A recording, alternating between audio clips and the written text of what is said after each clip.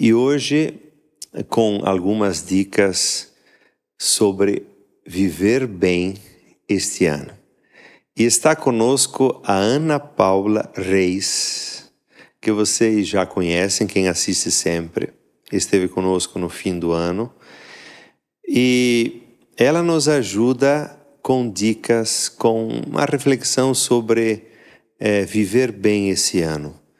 Mas Ana Paula, bem-vinda. Obrigada, Padre Ezequiel. É sempre um prazer estar com vocês, com o senhor, com toda a equipe. E eu tenho a graça, de ter conseguido esse lugarzinho para lhe ouvir cantar bem de pertinho. Então, só por isso eu já estou muito feliz. Obrigado.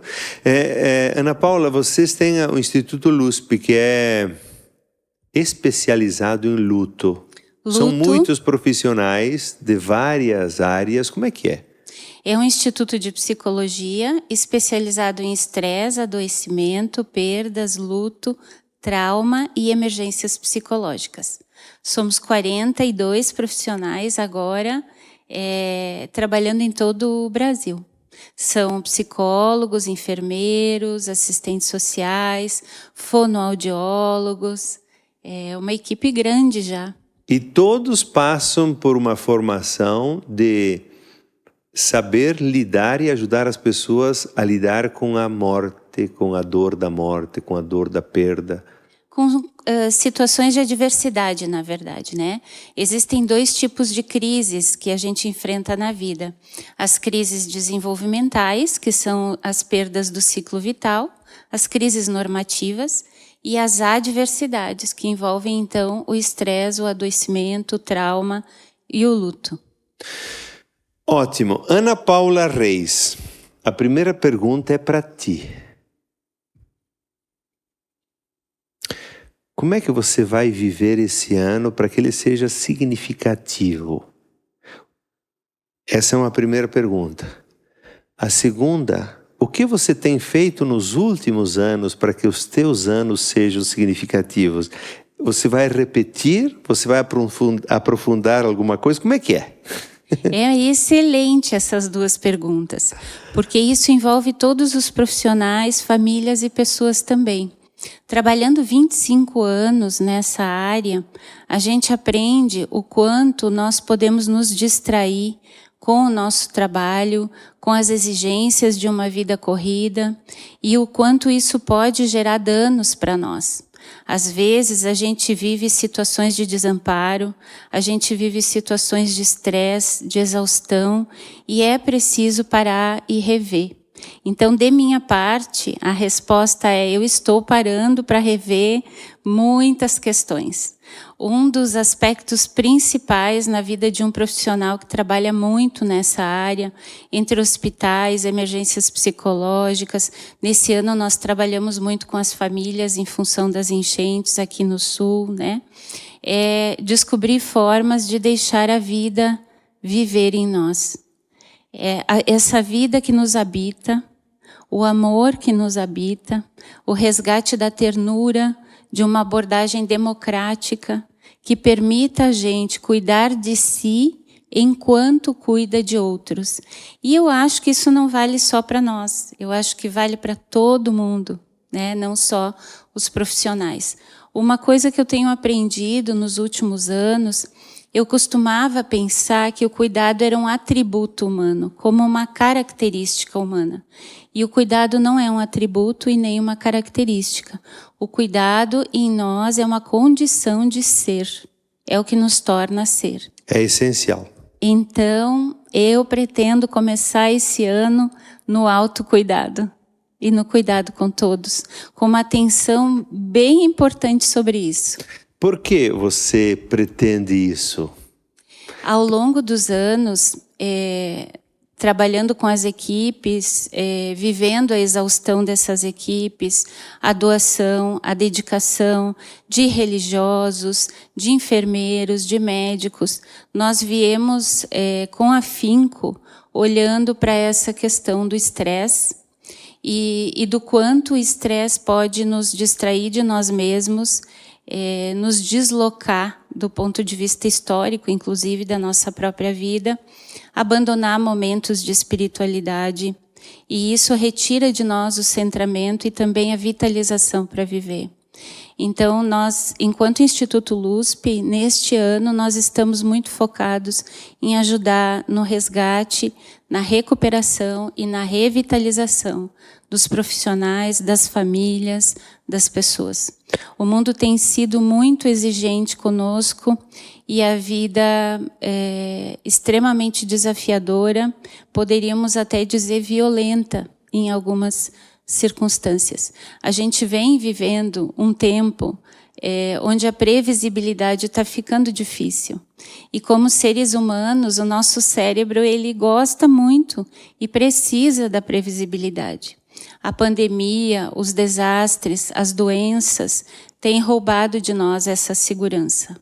Então, nós estamos muito focados agora, e eu diria que isso não é só do Instituto LUSP, isso é das ciências, de um olhar, de um cuidado integral sobre o ser humano, de uma escuta total. O que você quer dizer quando você diz abandonar momentos de espiritualidade? O que você quer dizer? Que também na corrida do tempo a gente perde essa conexão com... Perde essa conexão, não entende a importância disso até para a nossa neurofisiologia. Os momentos de oração, por exemplo, quando se começa de manhã cedo, né, o dia, quando a gente se coloca num contexto de contemplação, a gente revitaliza todo o nosso sistema, muda a frequência mental. É muito importante que a gente consiga fazer esses momentos de temporalização, de assimilação da vida e, ao mesmo tempo, de busca de uma segurança que transcende a nós mesmos. Se a gente faz essa experiência de um dia para o outro, já nota a grande diferença. Sentar e fazer uma oração muda a forma como a gente vai enfrentar aquele dia. E o que tem feito com que as pessoas tenham abandonado a importância desses momentos de espiritualidade e fé? Um aspecto, ele é secular, porque a ciência veio avançando, a tecnologia também. Autores como Bauman, Henry Nouwen, né, já previsibilizavam para nós que essa promessa de que o desenvolvimento da tecnologia nos traria uma vida mais fácil não seria verdadeira. Né? Eu sou a favor da tecnologia, não sou uma fundamentalista, mas de fato a gente tem vivido tempos muito acelerados. E todas as adversidades, as catástrofes, né, os desastres que entram invadindo a nossa estrutura de segurança também. Então isso naturalmente faz com que a gente deixe para trás aquilo que seria fundamental para nós, que é fundamental para nós, que é o contato com o ser, consigo mesmo. Né? Quando você diz assim também, que na ciência você já percebe também que é uma mudança, porque eu também vejo no movimento do conhecimento que as coisas vão mudando. As pessoas vão percebendo que algumas coisas são essenciais. Tanto é que quando a gente fala, por exemplo, de oração, de Deus, hoje quem quer influenciar as pessoas para um propósito, mesmo que seja para ganhar dinheiro, estão falando mais de Deus do que nós padres. Né? Então, Deus é fundamental. Você percebe esse movimento também? Sim, eu poderia explicar isso do ponto de vista neurofisiológico, do cérebro. Então, tenta... Quando nós aprendemos a viver numa vida onde nós estamos sempre hipervigilantes, exigidos, num sistema de resposta de luta e fuga, porque quando acontece alguma coisa muito desafiadora para nós, a nossa tendência biológica é acionar o sistema de resposta ao estresse. Uhum. No sistema de resposta ao estresse, a gente tem 4 respostas automáticas. Nós temos 100 bilhões de neurônios no cérebro, 70 são os operários e apenas 30 são os superiores, né, os comandantes do neocórtex. Quando nós vivemos uma situação de estresse, quem comanda são esses sistemas inferiores. E esse sistema de resposta ao estresse, esses soldadinhos, eles põem a gente ou lutar, ou fugir, ou dissociar, paralisar, ou responder em bando. E isso não é pensado, isso é automático. Portanto, uma vida de muito estresse é uma vida onde a gente nunca sai da luta, da fuga, da dissociação. A oração, ela chama os 30 chefes que estão lá no córtex. A oração impõe um desligamento temporário do sistema de resposta ao estresse, porque ela dá notas para o cérebro, para a dinâmica cerebral de segurança, de calma, de tranquilidade, de paz. A gente consegue sair de uma vida de vigilância e retoma uma sensação de segurança suficiente para tomar decisões com mais calma e mais clareza, para enxergar coisas que no sistema ativado de resposta ao estresse a gente não enxerga, porque a gente está lutando, está correndo, está fugindo. E também propõe um desenvolvimento da quarta resposta, que é a resposta em bando, que é muito o que o Papa Francisco tem trazido quando ele fala do coração de Jesus, né, nas produções dele ultimamente, e quando ele fala do cuidado integral. Então, as ciências se unem para dialogar com a fé, e nesse diálogo entre ciência e fé, nós estamos encontrando respostas para nos mantermos mais equilibrados diante das adversidades, dos conflitos. Maravilha. E eu queria, assim, agora, depois dessa introdução, algumas dicas, assim, que possam ser até práticas para as pessoas que estão em casa, dizer, eu quero guardar isso, essa dica eu vou guardar, essa aqui eu já faço, essa outra, enfim, você teria algumas dicas? Então, me preparei, Padre Ezequiel. Eu trouxe até uma colinha aqui para a gente não esquecer nenhuma. 10 dicas são muito importantes. A primeira delas, para viver bem o ano e para a gente não repetir no cuidado com o outro e no autocuidado a questão do desamparo e do autodesamparo, é estabelecer metas realistas, ou seja, não buscar mudanças intimidantes e que acabem resultando para nós em sensações de fracasso, de frustração ou de autocobrança. Porque essas sensações geram severidade, autocrítica, crítica interna. E a severidade e a autocrítica, quando a gente tem um juiz interior duro, difícil, né, que se vira contra nós, isso rouba completamente a nossa energia e com o tempo pode gerar inclusive quadros depressivos. Metas realistas. Metas realistas.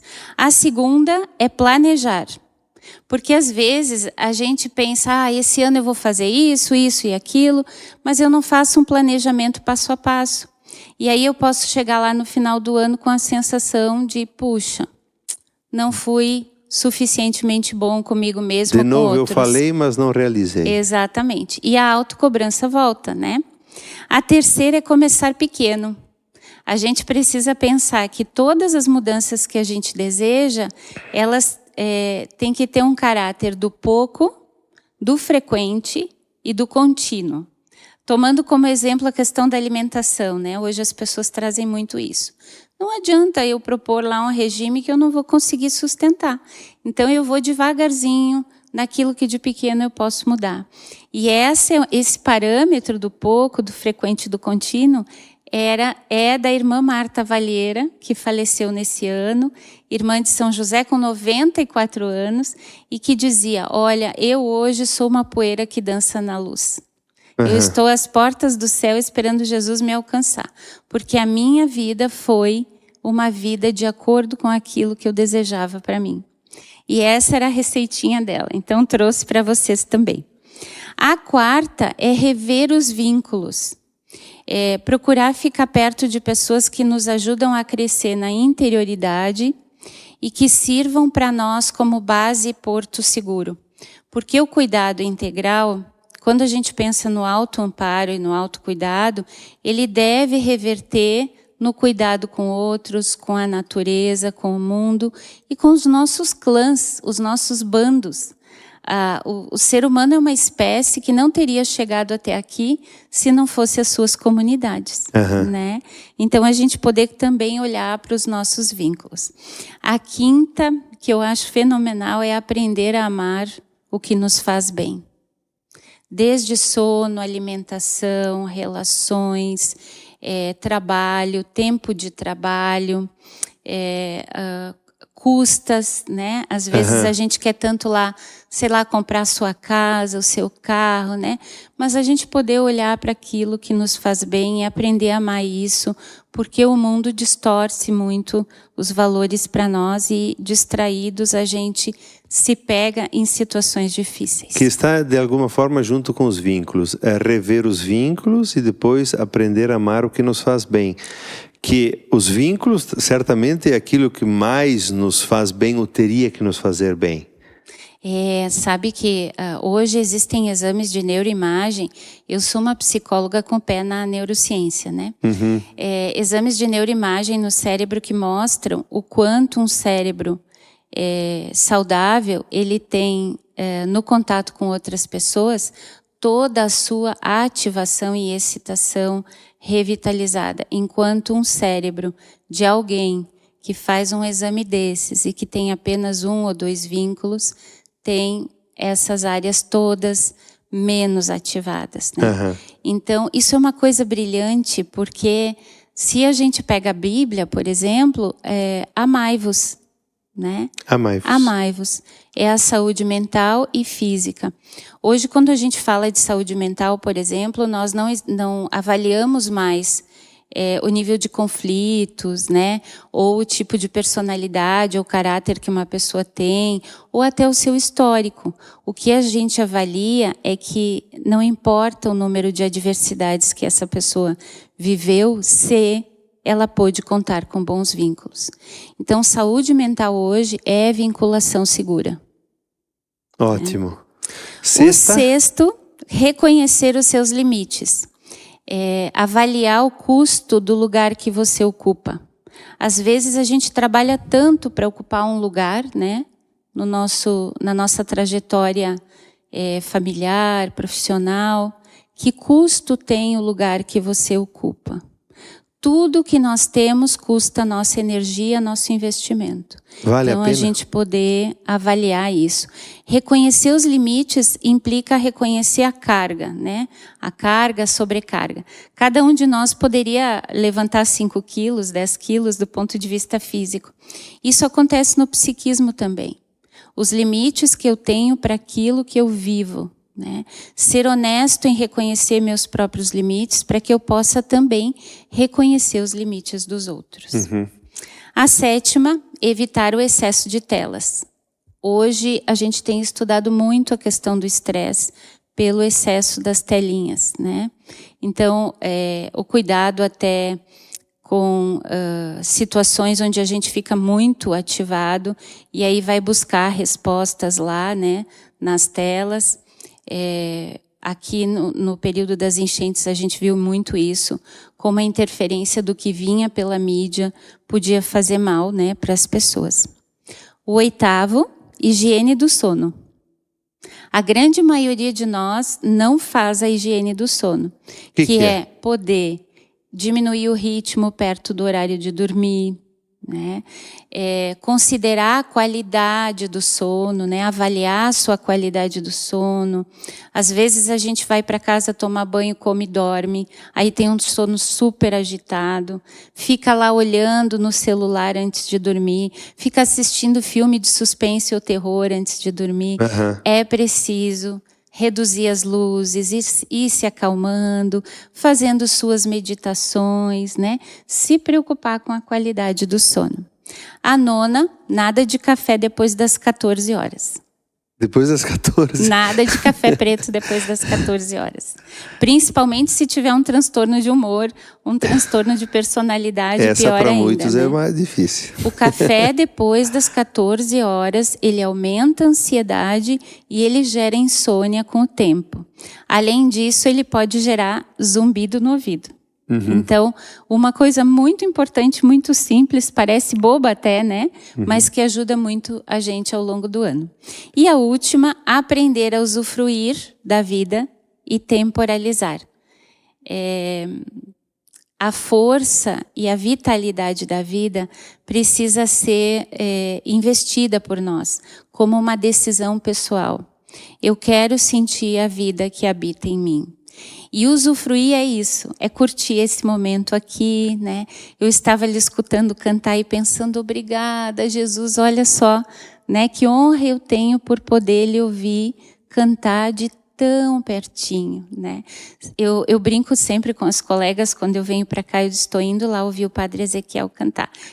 Toda a equipe lhe manda um abraço. Né? Obrigado. E eles dizem assim, meu Deus, a voz desse padre é tão linda, que se ele cantasse Atirei um pau no gato, a gente choraria também, né? É muito gostoso a gente aprender a agradecer, a usufruir, a sentir a verdade nas pessoas, poder ter como meta, talvez ao longo da vida, ser do nosso lado de fora aquilo que a gente é do nosso lado de dentro. Né? Quando a gente está aqui, a gente sente isso contigo. E isso nos nutre, nos revitaliza. E eu aposto que quem lhe escuta sente isso também. Amém. A questão da temporalização nesse item também é muito importante. Se nós prestarmos atenção, a gente vive tantas coisas ao longo do ano e às vezes nem temos tempo para pensar o que a gente viveu. Deem uma nota no seu dia de 0 a 10, no final de cada dia. E se o dia foi difícil, procurem se compensar. O ciclo de restauração do estresse, para esse ciclo no nosso sistema, não é suficiente dormir. A gente precisa se afastar do estressor, a gente precisa assimilar o dia como ele foi, construir sentido para aquele dia e buscar alegria e prazer. Ana Paula, você também nos inspira muito e sempre com o teu jeito, com a tua fala, você transmite paz. Com a tua roupa branca, né? E com o teu jeito de ser e com a preocupação que você tem com as pessoas. Porque eu sei que tem feito um enorme bem a muita gente que sofre, e que tem situações diversas e que precisam de ajuda. E também esse ano, não deixe de buscar ajuda quando você não está bem, né? Verdade, muito importante. O cuidado move as estruturas de esperança. A sua caminhada move essas estruturas. A esperança é a gente manter essas estruturas funcionais, né? De buscar ajuda e de também oferecer ajuda sempre que possível. Ana Paula, muito obrigado. Deus te abençoe. Abraço a todos do Instituto LUSP e bem-vinda sempre aqui conosco. Muito obrigada, um abraço a todos os ouvintes e também essa equipe maravilhosa aqui, né, super alegre, que acolhe a gente tão bem.